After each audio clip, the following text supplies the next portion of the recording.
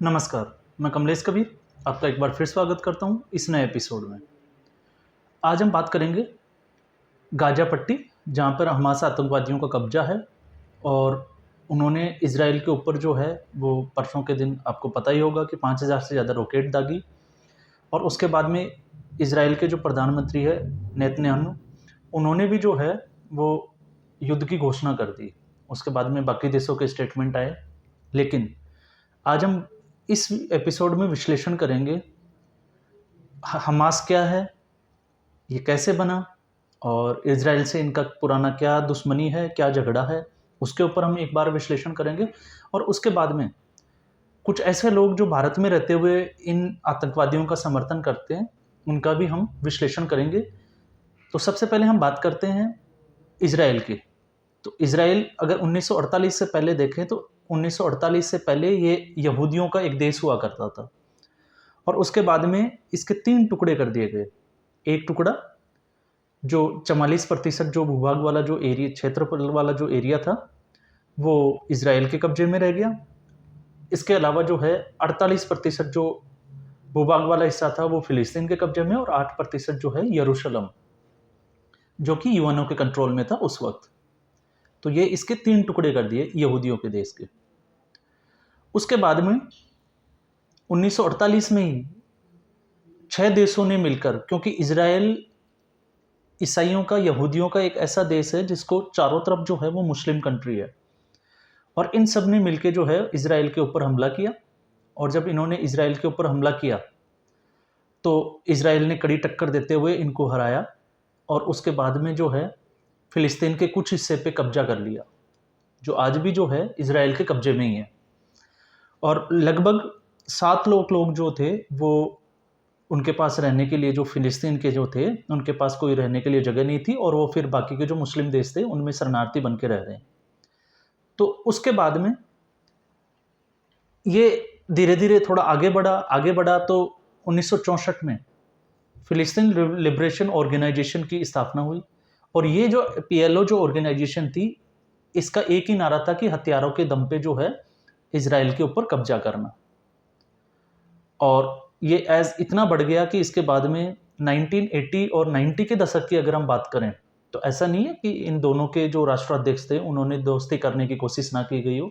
तो इनके राष्ट्राध्यक्ष अगर फिलिस्तीन की अगर हम बात करें तो यासिर अराफात, और उधर अगर हम देखें तो जो इज़राइल है उनके याजिन जो थे, उन दोनों के बीच में दोस्ती भी होती है। 1987 में इन दोनों की दोस्ती होती है। ये आपस में जो है इस मुद्दे को अ, एक जिसको कहते हैं कि बैठ के एक बायलैटरल इश्यू जो होते हैं उनको द्विपक्षीय वार्ता के तहत जो है वो इसको सॉल्व करने की उन्होंने कोशिश की। लेकिन इसके बाद में कुछ लोगों ने जो है वो इनकी, जो इज़राइल के जो प्रधानमंत्री थे उनकी हत्या कर दी और उसके बाद में जो है वो एज इट इज़ ये मुद्दा चलता रहा।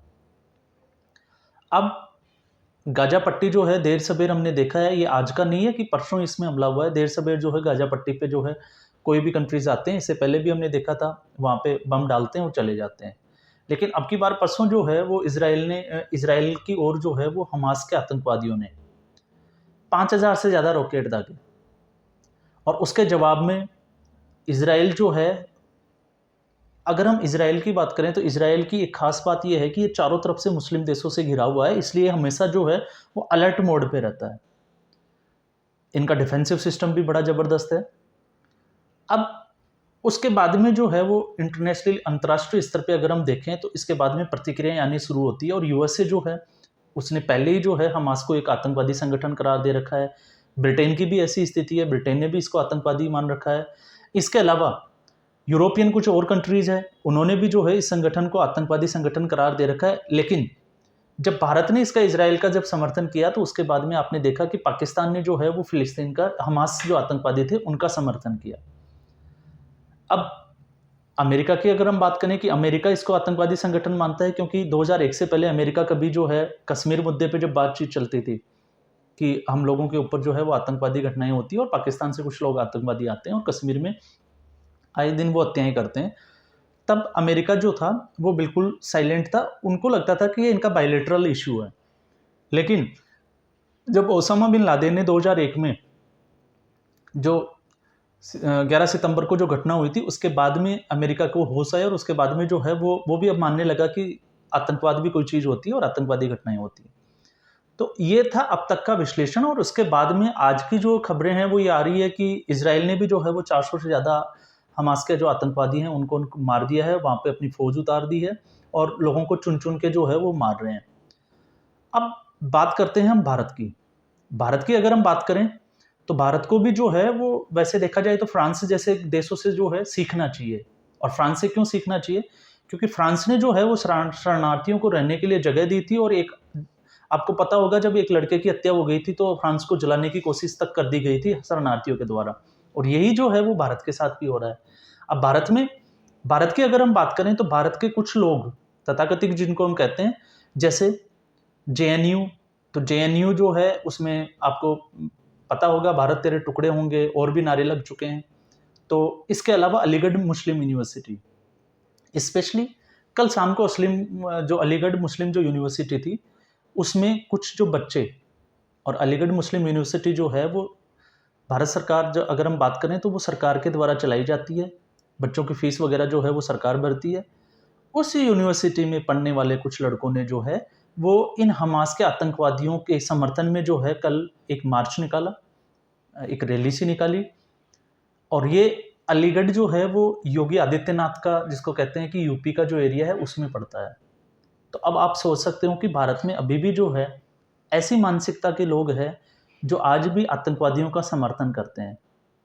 और खास कम्युनिटी की अगर हम बात करें तो हमने ये देखा भी है। इसके अलावा सबसे बड़ा जो नाम आ रहा था वो है सवरा भास्कर। सवरा भास्कर हमेशा कंट्रोवर्सी में रहती है, ये सबको पता है। उन्होंने मुस्लिम लड़की से शादी की, उसके बाद अब उनके बच्चे भी हो गई।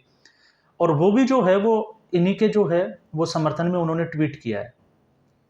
अब सौरा भास्कर की अगर हम बात करें तो सौरा भास्कर ये वो कैरेक्टर हैं, आपने देखा होगा कि जब मणिपुर जैसे मुद्दे, जब वहाँ पे किसी महिला को निर्वस्त्र घुमाया गया तो ये हाउल्ला करने वाले, चिल्लाने वाले लोग जो थे, कल एक वीडियो आया था हमास के आतंकवादियों को द्वारा और उन्होंने एक महिला को जो है वो नग्न करके, निर्वस्त्र करके वहाँ पे घुमाया, उनका वीडियो बनाया और उसके बाद उसको वायरल किया।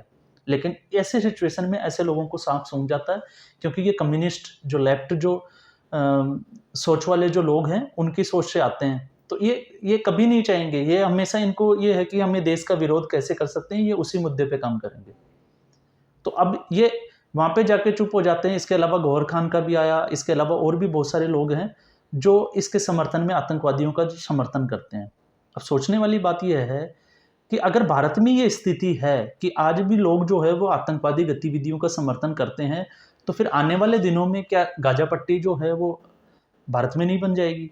अगर ऐसा हम देखें, अगर एक बार विचार करें, क्योंकि इतना कुछ होते हुए भी, योगी आदित्यनाथ की सरकार होते हुए भी, अगर अलीगढ़ मुस्लिम यूनिवर्सिटी के बच्चे जो है, पढ़ने वाले छात्र जो है, अगर वो आतंकवादी जो संगठन है हमास, अगर उसके और फिलिस्तीन के अगर समर्थन में, जहां एक और नरेंद्र मोदी जो है वो इजराइल का समर्थन कर चुके हैं, वहां पे ऐसे छात्र जो है वो आतंकवादी संगठन का, आतंकवादी गतिविधियों का समर्थन करते हैं, तो क्या हम इसको गाजा पट्टी नहीं कह सकते? तो ये भी अगर आने वाले समय में अगर इनके ऊपर कंट्रोल नहीं किया गया तो आने वाले समय में ये भी एक बहुत बड़ी, जिसको हम कहते हैं कि गाजा पट्टी। इसके अलावा भारत की अगर हम बात करें तो भारत जो है देर सबेर आतंकवादी गतिविधियों को शुरू से ही, जब से आज़ाद हुआ है तब से झेलता है और आज भी उन आतंकवादी गतियों को झेल रहा है। ये तो हाँ, ये जरूर है कि पिछले कुछ सालों से, जब से नरेंद्र मोदी की सरकार आई है, इस पे काफ़ी हद तक जो है वो कंट्रोल कर लिया गया है।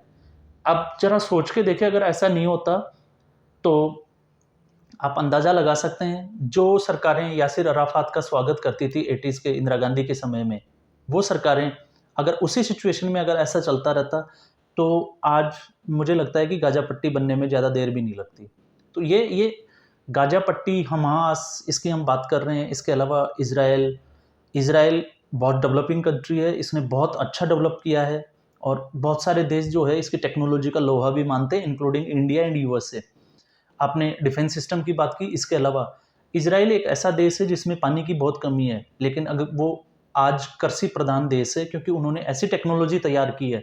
और आपको पता होगा भारत से बहुत सारे जो कृषि वैज्ञानिक है, अगर वो इससे रिलेटेड अगर किसी रिसर्च को या समझने के लिए जाते हैं तो उनके लिए उनका पहली पसंद जो कंट्री होता है वो है इजराइल।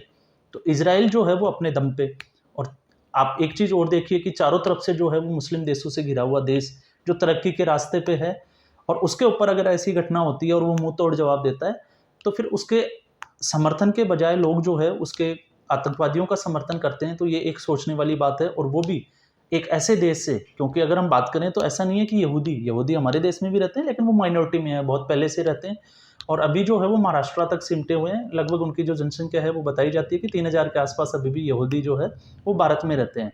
लेकिन मुस्लिम आबादी जो एक एक समय पे माइनॉरिटी में थी, लेकिन आज 25 करोड़ की आबादी है। हाँ, ये अलग बात है कि आज भी उनको जो है अल्पसंख्यक समुदाय का दर्जा दिया गया है, और उस आबादी के जो लोग हैं वो आज भी जो है ऐसी गतिविधियों का समर्थन करते हैं। तो ये एक सोचने वाली बात है कि आने वाले समय में जो है अगर इन चीज़ों पे कंट्रोल नहीं किया गया तो फिर जैसे जेएनयू हो गया, जेएनयू का कैंपस, या अलीगढ़ एएमयू जैसे कैंपस की अगर हम बात करें, अगर वैसे यूनिवर्सिटीज़ में अगर ऐसी घटनाएं होती है तो फिर ये एक सोचने वाली बात होगी। तो आज के एपिसोड में बस इतना ही, फिर एक नए एपिसोड के साथ हाजिर होंगे, तब तक के लिए धन्यवाद।